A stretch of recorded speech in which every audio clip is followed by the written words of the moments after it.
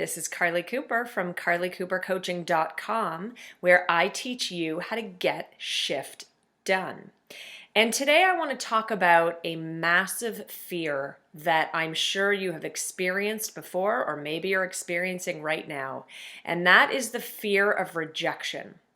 And really, this fear, there's so many fears, but this fear in particular really stops people from going after their dreams, from taking a risk, from really putting themselves out there because they are so afraid of being rejected. They're afraid of being told no, or what will people think of me if I present this opportunity to them, or if I try and sell them this, or if I ask somebody out on a date. What if they say no? And really, when we get into this what if game, we're really just creating a story about rejection, right? We haven't actually asked, we haven't gone through the process of putting ourselves out there.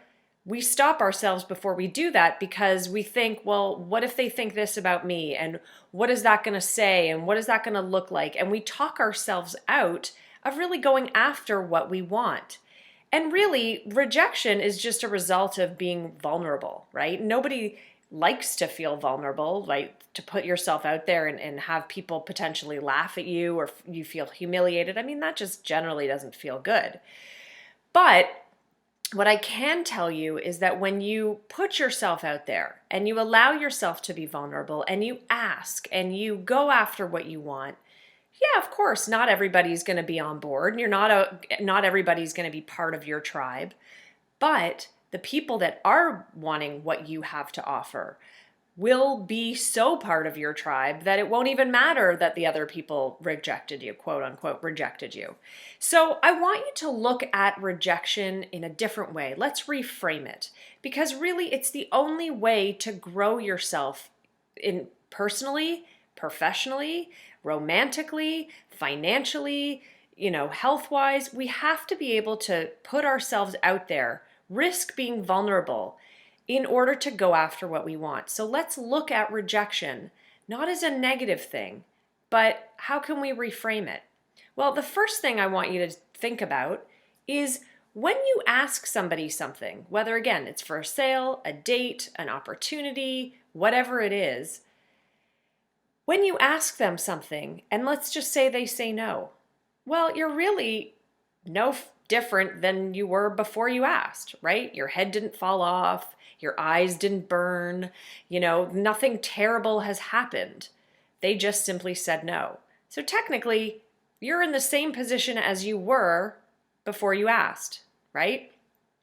Life goes on, right? We can all think of something that we've done where we've heard no, and you've lived to tell about it. You're still here. Maybe it didn't feel good, right? Of course it didn't feel good. But you're here to talk about it, and it's okay, and you survived. And the more you do it, the easier it becomes. So I first want you to look at that and say, okay, well, you know what? I'm going to ask this. And if they say yes, great. And if they say no, I'm in the same position as I was before. So no biggie, right? And then the next thing I want you to realize is the only thing you can really control is how you show up. What you do, how you put yourself forward, how you think and how you react and how you respond. You can't control somebody's answer. You can't control somebody's timing.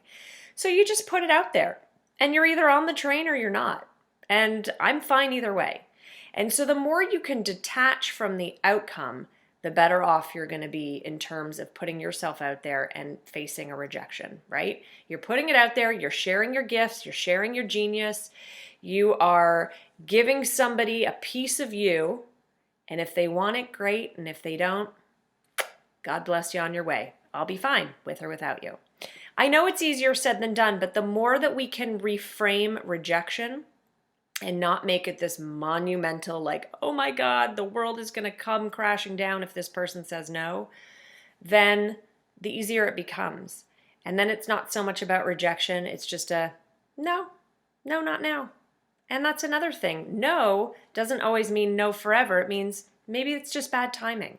Check back in with me another time. So I think we need to stop taking the no's really personally and just look at it as with every no, you're getting closer to a yes. And you have to go through each stage in order to get to those yeses and find your tribe and your people.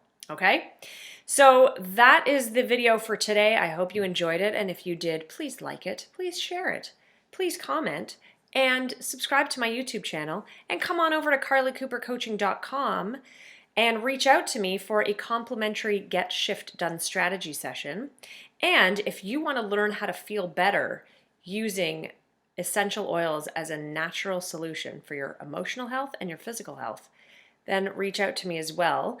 And I would be happy to connect with you so I can send you the most ideal sample, free sample, for you to try. That's it. So I look forward to connecting with you soon. Again, come on over to carlycoopercoaching.com and I will talk to you real soon. Bye for now.